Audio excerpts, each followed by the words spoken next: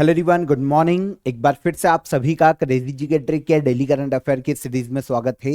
शुरू करेंगे आज के सेशन को। आज है मंथ का फर्स्ट डे 1 नवंबर। तो 1 नवंबर के सभी करंट अफेयर यहां पर हम डिटेल में डिस्कस करने वाले हैं। एंड तक सेशन को देखिए, बहुत ही इंटरेस्टिंग सेशन है। सारे क्वेश्चन करंट अफेयर के जो मैं आपको बताऊंगा, जो मैं आपको फैक्ट बताऊंगा, नोट कीजिएगा। आने वाली एग्जाम में आपको यहां से क्वेश्चन देखने को मिलेंगे। ओके, पीडीएफ क्रेजी जी के ट्रिक के एप्लीकेशन पर मिल जाएगी और यहीं पर आपको डेली करंट अफेयर का मॉक टेस्ट मिल जाएगा। फ्री ऑफ कॉस्ट है सभी के लिए, तो आप सभी लगाइए क्रेजी जी के ट्रिक एप्लीकेशन पर जाकर। तब तक हम चलते हैं 1 नवंबर के करंट अफेयर देख लेते हैं। और यहां पर पहला इंपॉर्टेंट क्वेश्चन देखिए, महिला वनडे इतिहास में सर्वाधिक सफल चेस का रिकॉर्ड भारत ने किस टीम के खिलाफ बनाया है? तो आप सभी को पता होगा, वनडे वर्ल्ड कप का आयोजन किया जा रहा है। महिला वनडे वर्ल्ड कप का 2025 में आयोजन किया जा रहा है इंडिया और श्रीलंका में संयुक्त रूप से। इसका सेमीफाइनल इंडिया ने ऑस्ट्रेलिया के साथ खेला था 30 अक्टूबर को, और इसके सेमीफाइनल में महिला वनडे इतिहास का सबसे सफल रन चेस का रिकॉर्ड इंडिया ने अपने नाम किया है। बहुत ही महत्वपूर्ण उपलब्धि है इंडिया के लिए। ऑस्ट्रेलिया ने हमको 338 रन का टारगेट दिया था। जो ऑस्ट्रेलिया की फीमेल टीम है क्रिकेट की, उसने हमें 338 रन का टारगेट दिया था। हमने 341 रन बनाए हैं हमारी टीम ने। तो बहुत ही एक इंपॉर्टेंट उपलब्धि, मतलब ऐसा मानो कि हमने वर्ल्ड कप ही जीत लिया, ऐसी फीलिंग आई थी पूरे देश को। तो यहां पर विमेन वनडे वर्ल्ड कप का या विमेन वनडे इतिहास का सबसे बड़ा सफल रन चेस किसने बनाया है? इंडिया ने। और किसके खिलाफ बनाया? तो ये ऑस्ट्रेलिया के खिलाफ बनाया है। ओके, अब फाइनल बचा है। फाइनल खेला जाएगा 2 नवंबर को संडे के दिन, और फाइनल होगा इंडिया और दक्षिण अफ्रीका की महिला टीम के मध्य में। देखिए, ऑस्ट्रेलिया को हमने 5 विकेट से हराया है। ऑस्ट्रेलिया ने हमको 338 रन का टारगेट दिया था, और इसके खिलाफ जब हमने रन को चेस किया तो हमारी टीम ने 5 विकेट के नुकसान पर 341 रन बनाए। ओके, तो 5 विकेट से यहां पर हमने जीत हासिल की है। प्लेयर ऑफ द मैच आप सभी को पता होगा, जेमिमा रॉड्रिग्स ये प्लेयर ऑफ द मैच रही, क्योंकि इस मैच में इन्होंने ऑलमोस्ट 127 रन की पारी खेली। बहुत मुश्किल होता है 50 ओवर, मतलब 5वें ओवर में ये बैटिंग के लिए आई होगी, और लगभग पूरे 50 ओवर इन्होंने पूरे किए। बहुत शानदार पारी खेली। प्लेयर ऑफ द मैच रही जेमिमा रॉड्रिग्स। और इसके बाद भारत 2025 में विमेन्स वनडे वर्ल्ड कप के फाइनल में अब पहुंच गया है। 2 नवंबर को दक्षिण अफ्रीका से हम फाइनल खेलेंगे, और फिर देखेंगे विनर कौन बनता है। क्योंकि अभी तक का अगर हम इतिहास देखते हैं तो इंडिया 2 बार वनडे वर्ल्ड कप के फाइनल में पहुंचा है। जो हमारी महिला क्रिकेट टीम है 2 बार विमेन्स वनडे वर्ल्ड कप के फाइनल में पहुंची है, 2005 में और 2017 में। 2 बार हम रनर अप रहे, लेकिन आज तक हमने वनडे वर्ल्ड कप का खिताब नहीं जीता है फीमेल कैटेगरी में। ठीक है, अब फाइनल खेला जाएगा doctor DY Patil sports stadium, Navi Mumbai में।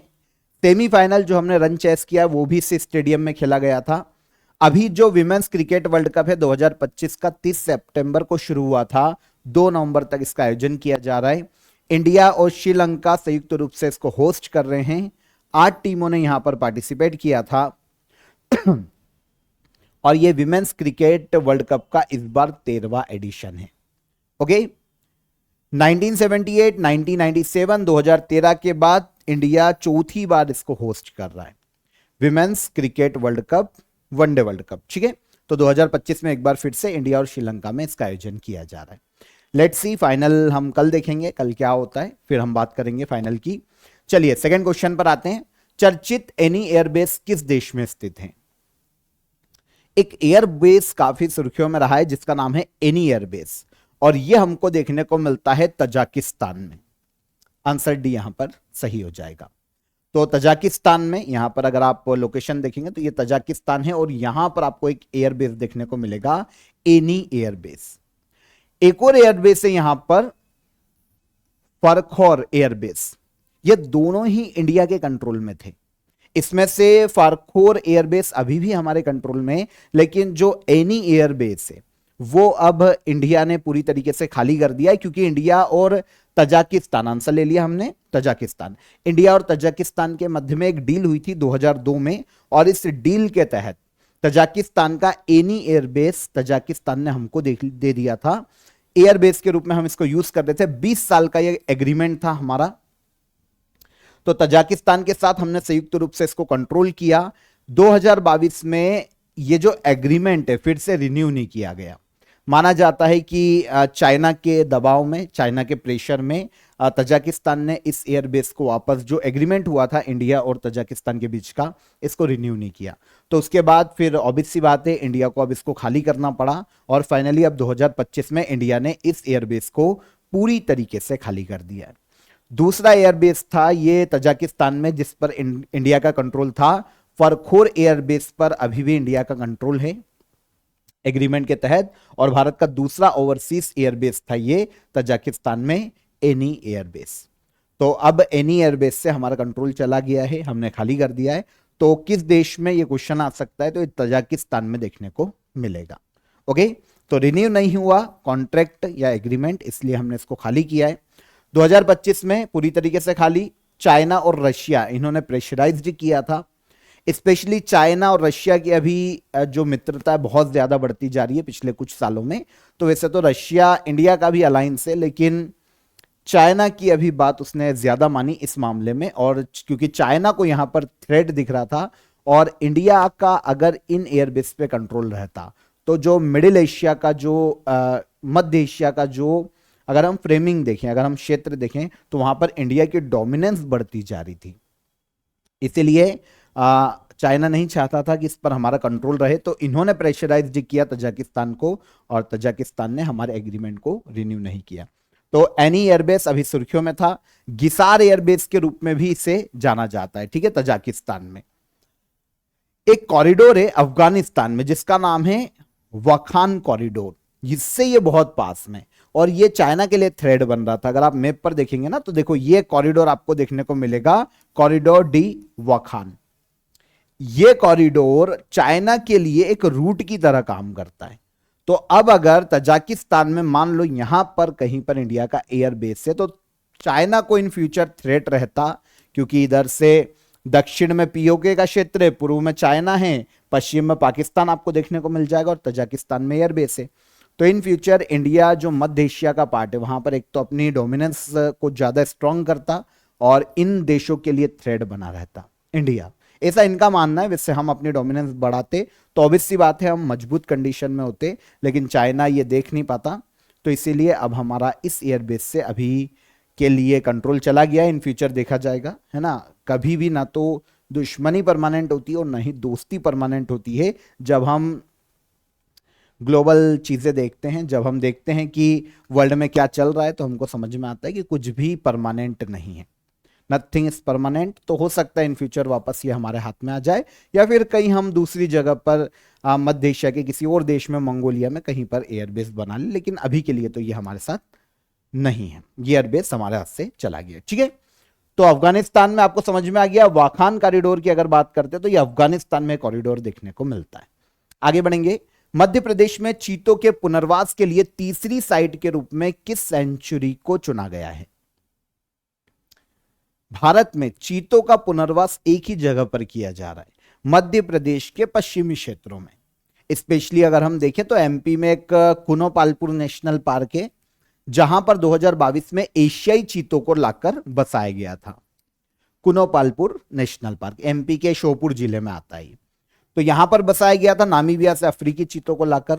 फिर गांधी सागर सेंचुरी, जो कि एमपी के पश्चिम में मंदसौर के क्षेत्र में देखने को मिलती है, यहां पर चीतों के पुनर्वास के लिए इस क्षेत्र को डिटेक्ट किया गया। अब तीसरा क्षेत्र भी एमपी में चुना गया है चीतों के पुनर्वास के लिए, यह है नोरादेही wild life sanctuary, Madhya Pradesh में। अब आप बोलेंगे सर चीतों को दूसरी जगह पर क्यों नहीं ले जाके बसा रहे हैं, एमपी का ही रीजन और वो भी पश्चिमी रीजन?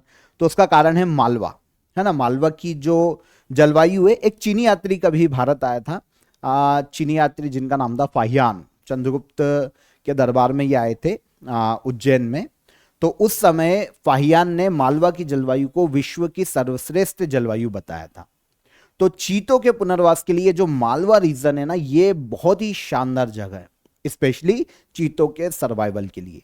इसीलिए चीतों को ले जाकर बसाया जा रहा है मध्य प्रदेश के मालवा रीजन में, एमपी के पश्चिमी क्षेत्रों में। तो कुनोपालपुर में 2022 में बसाया गया था, पहली बार भारत में ये चीते आए थे। फिर गांधी सागर सेंचुरी को चिन्हित किया गया, अभी यहां पर बसाए नहीं गए हैं, लेकिन एक कॉरिडोर निकाला जा रहा है एमपी और राजस्थान के बीच में। चीता संरक्षण गलियारा हमने बात की थी, इंडिया का पहला चीता संरक्षण गलियारा है, एमपी और राजस्थान के बीच में बनाया जा रहा है। वो कुनोपालपुर नेशनल पार्क से गांधी सागर सेंचुरी होते हुए राजस्थान जा रहा है। और अब तीसरा जो क्षेत्र डिटेक्ट किया गया है चीतों के पुनर्वास के लिए, नौरादेही वाइल्ड लाइफ सेंचुरी, ये भी कहां पर, एमपी में। ठीक है, तो नौरादेही वाइल्ड लाइफ सेंचुरी को चीते के संरक्षण के लिए, वापस पुनर्वास के लिए साइट को चुना गया है।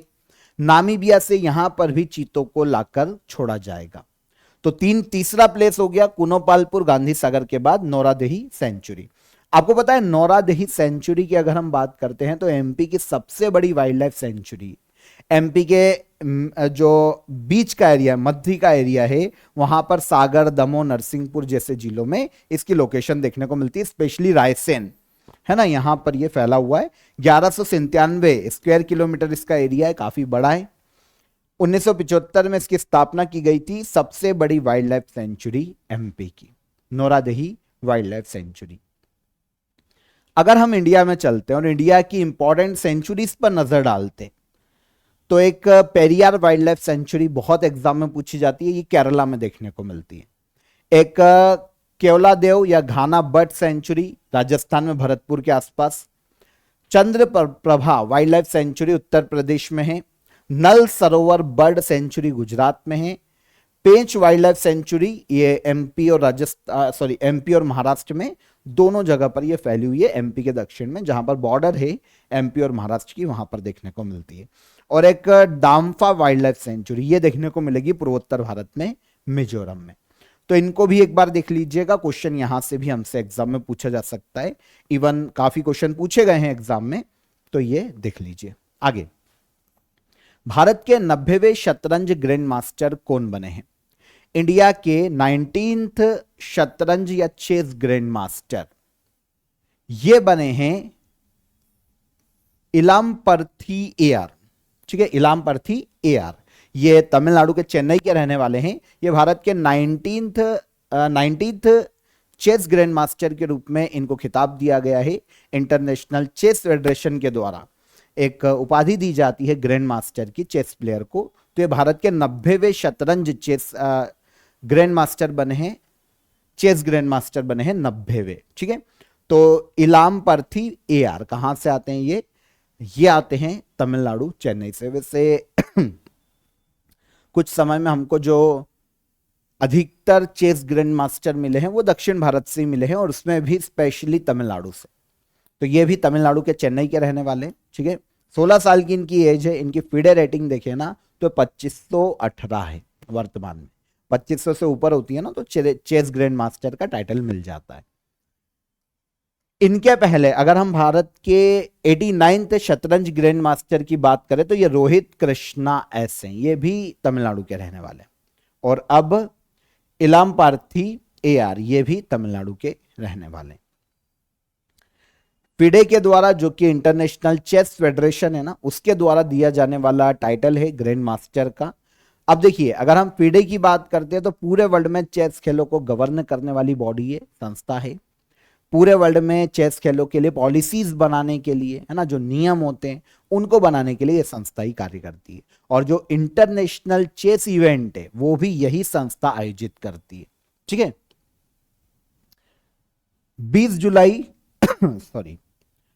1924 में इस संस्था की स्थापना की गई थी। स्विट्जरलैंड के ल्यूसाने में इसका हेडक्वार्टर है, और आर्कडी ड्रोकोविच इसके प्रेसिडेंट के पद पर हैं।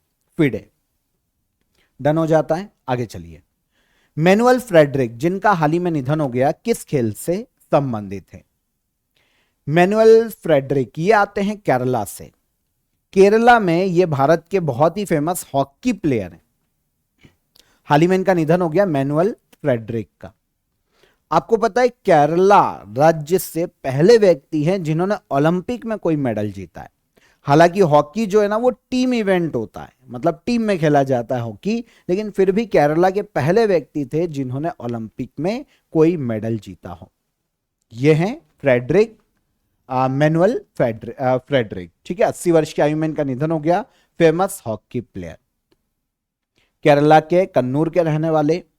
1972 में जो म्यूनिक समर ओलंपिक आयोजित किया गया था उसमें हमारी टीम ने, जो हॉकी टीम थी, उसने ब्रॉन्ज मेडल जीता था। उसमें गोलकीपर रहे हैं मैनुअल फ्रेडरिक। तो केरला से पहले व्यक्ति जिन्होंने ओलंपिक में कोई मेडल जीता, इनकी हॉकी टीम में जब ये गोलकीपर थे तो हमारी हॉकी टीम ने ब्रॉन्ज मेडल जीता था। ठीक है, दूसरे केरला के ऐसे व्यक्ति जो कि ओलंपिक में मेडल लाए हों, PR श्रीजेश, ये इनको आप जानते हैं, ये भी हॉकी के ही प्लेयर, ये भी केरला से आते हैं। हॉकी या खेलों में इनकी उपलब्धियों के लिए 2019 में इनको मेजर ध्यानचंद खेल रत्न अवार्ड से सम्मानित किया गया था, जो कि उस वक्त राजीव गांधी खेल रत्न अवार्ड के नाम से जाना जाता था। तो मैनुअल फ्रेडरिक का 80 वर्ष की आयु में निधन हो गया, केरला के कन्नूर के रहने वाले, है ना। आगे आइए, ऑफर ऑफ द डे बता देता हूं आप सभी को। आप सभी के लिए जनरल साइंस के कोर्स को आप ज्वाइन कर सकते हैं। यहां पर आपके लिए कंप्लीट 45 डेज का कोर्स है ये। SSC या किसी भी एग्जाम में जहां पर भी आपको साइंस पूछा जाता है, तीनों साइंस आपकी यहां पर कवर हो जाएगी। फिजिक्स केमिस्ट्री बायो तीनों यहां पर आपकी कंप्लीट हो जाएगी। आपको लेक्चर मिल जाएंगे, रिकॉर्डेड डिटेल PDF मिल जाएगी, और मॉक टेस्ट भी आप यहां पर लगा पाएंगे। तो जनरल साइंस के लिए आप इस कोर्स को ज्वाइन कर सकते हैं। इसके अलावा आप सभी के लिए मंथली करंट अफेयर की ई-बुक अवेलेबल है, आप इसे भी ज्वाइन कर सकते हैं। जैसा कि आप यहां पर देखिए, अगर आप करंट अफेयर को बहुत ही डिटेल में पढ़ना चाहते हैं, वैसे आपको देखिए MCQs फॉर्म में करंट अफेयर तो मैं दे ही देता हूं, लेकिन अगर आप डिटेल में डेप्थ में पढ़ना चाहते हैं तो आप करंट अफेयर की इस ई-बुक को ज्वाइन कर सकते हैं। इसको आपको इस तरीके से डिजाइन किया गया है कि अगर आपको प्रिंट लेना है तो आप प्रिंट भी ले पाएंगे। ओके, बहुत ही कम पेजेस में आपके पूरे करंट अफेयर को यहां पर कवर किया गया है। मंथली करंट अफेयर की बुक है अक्टूबर मंथ की, तो आप इसे ज्वाइन कर सकते हैं। आपको पूरा एक इंडेक्स भी इसमें मिल जाएगा, ठीक है, और आप इसको आराम से पढ़िए। डेली करंट अफेयर में आपको पढ़ाता हूं, इस बुक को ज्वाइन कीजिए, आप इसकी डिटेल को पढ़िएगा। यहां से आपके सारी डिटेल जब आप क्लब करेंगे तो आपको पता चलेगा कि एग्जाम में सारे क्वेश्चन आपको यहीं से देखने को मिलेंगे। ई बुक और डेली करंट अफेयर, आप केवल इसको फॉलो कर लीजिए, आपका काम हो जाएगा। तो कॉम्प्रिहेंसिव फॉर्म में अगर आप करंट अफेयर को पढ़ना चाहते हैं तो आप इसे पढ़िए, और डिस्क्रिप्शन में लिंक है इसकी, डायरेक्ट आप वहां से अवेल कीजिए। आप एप्लीकेशन से भी इसे अवेल कर सकते हैं, पर डिस्क्रिप्शन में मैंने आपको लिंक दे दिए, तो वहां से आप इसे डायरेक्ट अवेल कीजिए। ओके, और हेल्पलाइन नंबर है, अगर आपको कोई भी हर्डल आता है इस पर कॉल कर लीजिएगा, और व्हाट्सअप कर दीजिए अगर आपको कोई भी क्वेश्चन है, हमारी सपोर्ट टीम आपकी मदद कर देगी। तो दोनों की ही लिंक डिस्क्रिप्शन में है, वहां से आप इसे अवेल कीजिए। हम चलते हैं हमारे अगले क्वेश्चन पर। अगला क्वेश्चन क्या है हमारा, विश्व शहर दिवस हर साल कब मनाया जाता है? विश्व शहर दिवस हर साल मनाया जाता है 31 अक्टूबर को। वर्ल्ड सिटीज डे हर साल 31 अक्टूबर को मनाया जाता है। उद्देश्य क्या है? पूरे वर्ल्ड में अर्बनाइजेशन और सिटीज के सस्टेनेबल डेवलपमेंट के बारे में अवेयरनेस फैलाना, अवेयर करना लोगों को कि भाई सस्टेनेबल डेवलपमेंट मतलब सिटीज का डेवलपमेंट ऐसा किया जाना चाहिए कि फ्यूचर में जो जनरेशन आएगी ना उसके लिए भी इन्वायरमेंट बचा रहे। मतलब इन्वायरमेंट को साथ में लेकर हमें सिटीज का डेवलपमेंट करना है। इसके प्रति लोगों को अवेयर करने के लिए वर्ल्ड सिटीज डे मनाया जाता है 31 अक्टूबर को। ठीक है, ये हो गया हमारा आंसर। देखिए, पहली बार United Nation human settlements programme के द्वारा इसे शुरू किया गया था। 2013 में यूनाइटेड नेशन जनरल असेंबली के द्वारा इसे मान्यता दी गई थी, और जो हम ऊपर प्रोग्राम देख रहे हैं वो भी इसी यूनाइटेड नेशन का एक प्रोग्राम है। बात करेंगे हम इसकी। तो पहली बार शुरू किया गया था 2013 में वर्ल्ड सिटीज डे को। 2025 में people centred smart cities, world smart cities की सिटीज डे की या वर्ल्ड सिटीज डे की थीम है। अब यहां पर एक संस्था का नाम आया है, United Nation human settlements programme. अगर हम इसकी बात करें तो यूनाइटेड नेशन के द्वारा चलाया जा रहा एक प्रोग्राम है।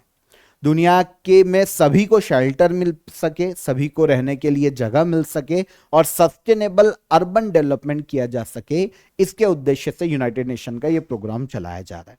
ठीक है, 1977 में इसको शुरू किया गया था और इसका हेडक्वार्टर केन्या के नैरोबी में है। इसी के द्वारा शुरू किया गया था वर्ल्ड सिटीज डे को, इसीलिए हमने इसकी बात की है। आगे चलिए, भारतीय सेना के लिए पहला स्वदेशी रूप से डिजाइन और निर्मित सॉफ्टवेयर डिफाइंड रेडियो किसके द्वारा विकसित किए गए हैं?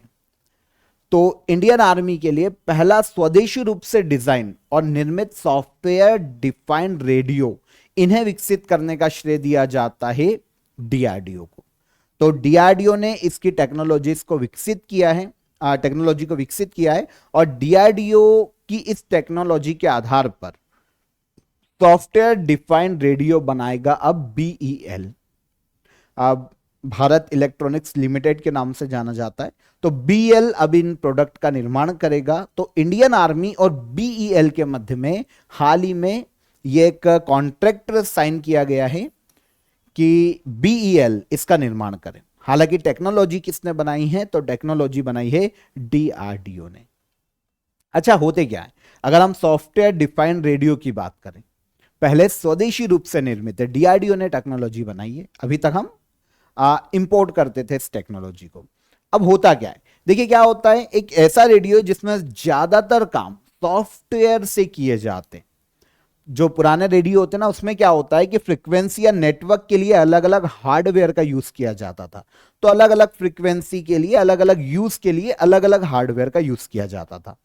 फॉर एग्जाम्पल, एफएम रेडियो के लिए एक अलग हार्डवेयर या डिवाइस चाहिए होती थी, मिलिट्री कम्युनिकेशन के लिए एक अलग डिवाइस चाहिए। लेकिन अब एक ही रेडियो में ये सारे काम किए जा सकते हैं। जैसे हम मोबाइल में देखते हैं, मोबाइल में हमने कॉलिंग कर ली है ना, इसके अलावा हमने एफएम रेडियो सुनना है तो वो सुन लिया, गाने सुनना, यूट्यूब चला लिया, इसके अलावा वॉच सेट कर ली है ना, घड़ी देख ली, और काफी सारे काम किए जाते हैं। तो ये किसके माध्यम से किए जा रहे हैं? सॉफ्टवेयर के माध्यम से किए जा रहे हैं। टॉर्च जलाना है, टॉर्च जला लिया, तो सॉफ्टवेयर के माध्यम से किया जा रहा है। सही है। अब अगर सोचो नहीं होती ये टेक्नोलॉजी तो अलग अलग चीजों के लिए अलग अलग डिवाइस होती, पर ऐसा अब सॉफ्टवेयर डिफाइंड रेडियो में नहीं होगा। इसमें अगर एफएम रेडियो के लिए यूज करना है तो किया जा सकेगा, मिलिट्री कम्युनिकेशन के लिए यूज किया जा सकेगा। इंडियन आर्मी अलग अलग वेरिएशन अलग अलग वेरिएशन वाले जो काम है उनके लिए एक ही रेडियो को यूज कर पाएगी। तो ये सॉफ्टवेयर डिफाइंड रेडियो है। इंडियन आर्मी के लिए टेक्नोलॉजी विकसित की है डीआरडीओ ने और बनाएगा बीईएल, भारत इलेक्ट्रॉनिक्स लिमिटेड। ठीक है ना। रेडियो से कई सारी फ्रीक्वेंसी को यूज किया जा सकेगा और मल्टी सर्विस कम्युनिकेशन इससे इंडियन आर्मी में बढ़ेगा। हार्डवेयर बदलने की जरूरत नहीं पड़ेगी, मतलब कम खर्चा होगा, कम एक्सपेंसेस होगा और कम्युनिकेशन भी ज्यादा सिक्योर इससे किया जाएगा। महिला सुरक्षा योजना किस राज्य सरकार के द्वारा शुरू की गई है? विमेन्स सिक्योरिटी स्कीम, इसे शुरू करने का श्रेय दिया जाता है केरला सरकार को। केरला ने अपने यहां पर, केरला गवर्नमेंट ने विमेन सिक्योरिटी स्कीम को लॉन्च किया।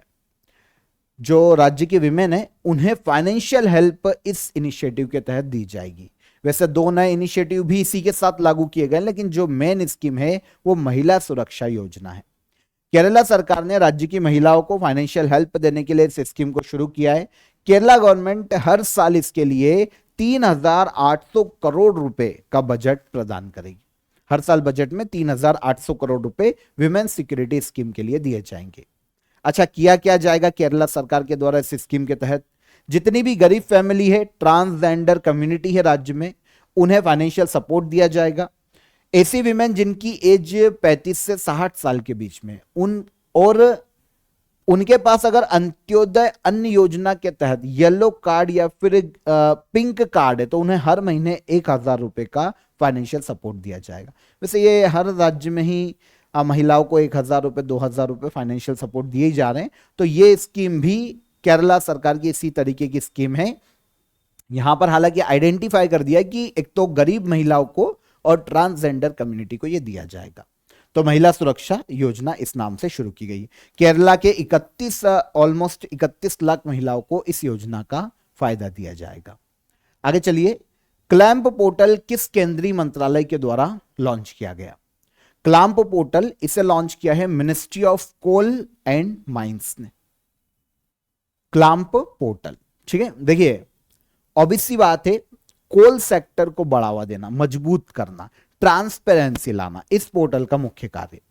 दो चीजें लॉन्च की गई है, एक तो कोयला शक्ति डैशबोर्ड को लॉन्च किया गया ministry of coal and mines के द्वारा, और एक क्लैंप पोर्टल को लॉन्च किया गया। दोनों का उद्देश्य भारत में कोल सेक्टर को बढ़ावा दिया जा सके और ज्यादा बेहतर बनाया जा सके और ज्यादा ट्रांसपेरेंसी इसमें लाया जा सके। देखिए पहले बात करते हैं कोयला शक्ति डैशबोर्ड। एक तरीके का पोर्टल ही है, डैशबोर्ड ही है, ऑनलाइन प्लेटफॉर्म है। कोल की सप्लाई चेन को यहां से ट्रैक किया जाएगा।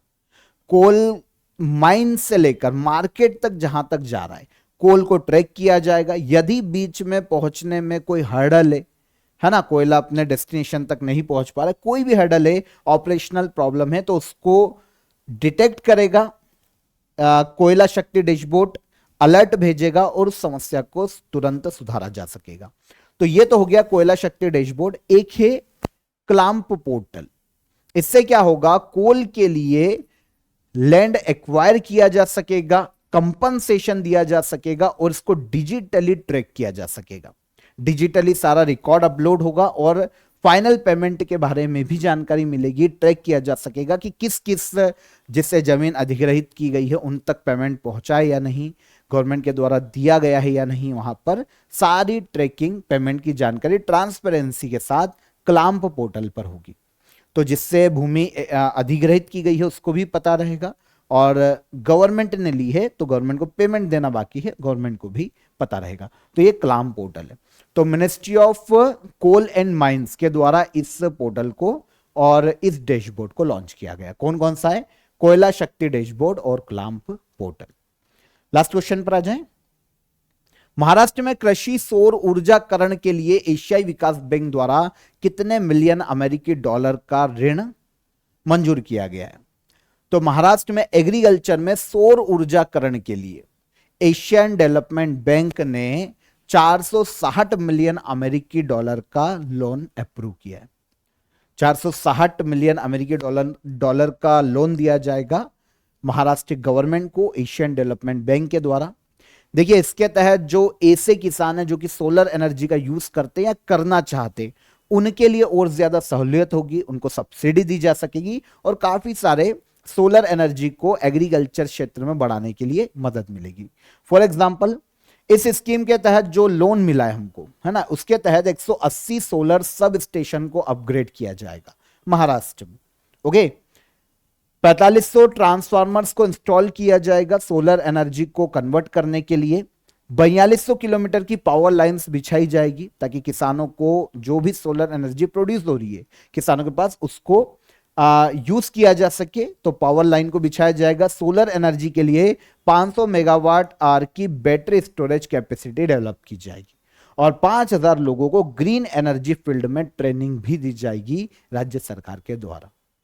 तो सोलर एनर्जी को एग्रीकल्चर सेक्टर में बढ़ाने के लिए एशियन डेवलपमेंट बैंक ने लोन दिया है 460 मिलियन अमेरिकी डॉलर का कृषि सौर ऊर्जाकरण के लिए। ठीक है, 460 मिलियन डॉलर का लोन है, किससे मिला है? एशियन डेवलपमेंट बैंक से। डन। तो इंपॉर्टेंट क्वेश्चन था, याद रखिएगा इसको। फायदे क्या होंगे? महाराष्ट्र के 9 लाख किसानों को फायदा होगा इससे डायरेक्ट, और 3 मिलियन टन का ग्रीन हाउस उत्सर्जन कम होगा, ऐसा राज्य का, महाराष्ट्र गवर्नमेंट का लक्ष्य है। तो यहां पर 1 नवंबर के हमारे सभी करंट अफेयर हो जाते हैं। अब हम चलते हैं लास्ट डे के करंट अफेयर को हम यहां पर रिवाइज कर लेते हैं। ठीक है, 31 अक्टूबर में जो हमने करंट अफेयर डिस्कस किए थे, यहां पर एक बार क्वेश्चन आंसर देख लेते हैं। भारत ने 77th रिपब्लिक डे के चीफ गेस्ट के रूप में किसे आमंत्रित किया है? इंडिया ने 77th रिपब्लिक डे के चीफ गेस्ट के रूप में आमंत्रित किया है यूरोपीय यूनियन की लीडरशिप को। राष्ट्रीय एकता दिवस किसकी जयंती के रूप में मनाया जाता है? नेशनल यूनिटी डे मनाया जाता है किसकी जयंती के रूप में? सरदार वल्लभ भाई पटेल। आगे आ जाए। निम्न में से किस देश के आर्कियोलॉजिस्ट ने दिलमुन सभ्यता का 4000 साल पुराना मंदिर खोजा है?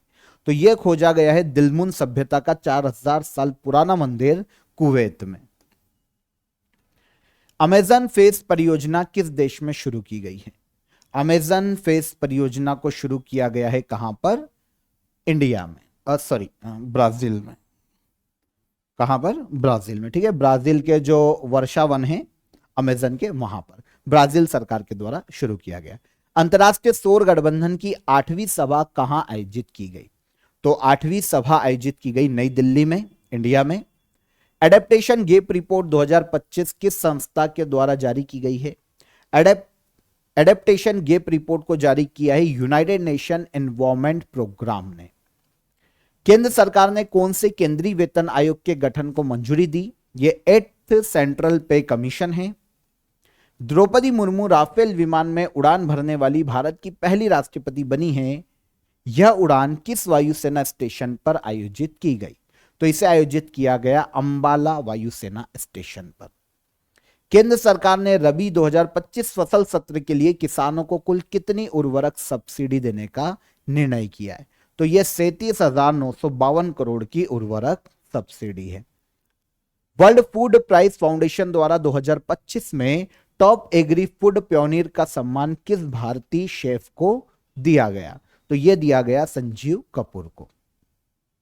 सारे करंट अफेयर हो गए, कल के रिवाइज कर लिए हमने। आज के सारे क्वेश्चन डिस्कस कर लिए एक एक फैक्ट के साथ। अब क्वेश्चन ऑफ द डे का आंसर लेंगे। तो राज्यसभा का गठन, एक परमानेंट हाउस है राज्यसभा, तो एक ही बार इसका गठन हुआ है और उसके बाद ये कंटिन्यू आज तक चल रही है। 3 अप्रैल 1952 में राज्यसभा का गठन किया गया था पहली बार। संथाल विद्रोह का नेतृत्व किया था सिद्धू और कान्हू ने। 1855 में ये विद्रोह देखने को मिला था। भारतीय संविधान का कौन सा आर्टिकल राज्य द्वारा वित्त पोषित किसी भी शैक्षणिक संस्थान में धार्मिक शिक्षा पर रोक लगाता है? तो यह है आर्टिकल 28। ठीक है, ये तीनों क्वेश्चन के हमारे आंसर हो जाते हैं। अब आज के question of the day comment में आंसर करिएगा। चलिए, अमृत भारत स्टेशन योजना की शुरुआत कब हुई थी? एंटिटी लॉकर डिजिटल प्लेटफॉर्म किस मिनिस्ट्री के द्वारा विकसित किया गया है? और शहीद माधो सिंह हाथ खर्चा योजना किस राज्य में लागू की गई है? तीनों क्वेश्चन को पॉज करके नोट करो, इंपॉर्टेंट क्वेश्चन है। कमेंट में बताना सेशन कैसा लगा। सेशन पसंद आया हो तो वीडियो को लाइक और शेयर कर दीजिए। चैनल पर पहली बार आए हो तो चैनल को सब्सक्राइब कर लेना। ओके, और एप्लीकेशन को चेकआउट कीजिए। डिस्क्रिप्शन में मैंने आपको मंथली करंट अफेयर की बुक के लिंक दे दिए और साइंस के कोर्स की भी लिंक है आपके पास डिस्क्रिप्शन में, वहां पर क्लिक करके आप अवेल कीजिए। एप्लीकेशन से इसकी पीडीएफ ले लेना। कल फिर मुलाकात करेंगे नेक्स्ट डे के करंट अफेयर में। तब तक ख्याल रखना अपना। जय हिंद, जय भारत।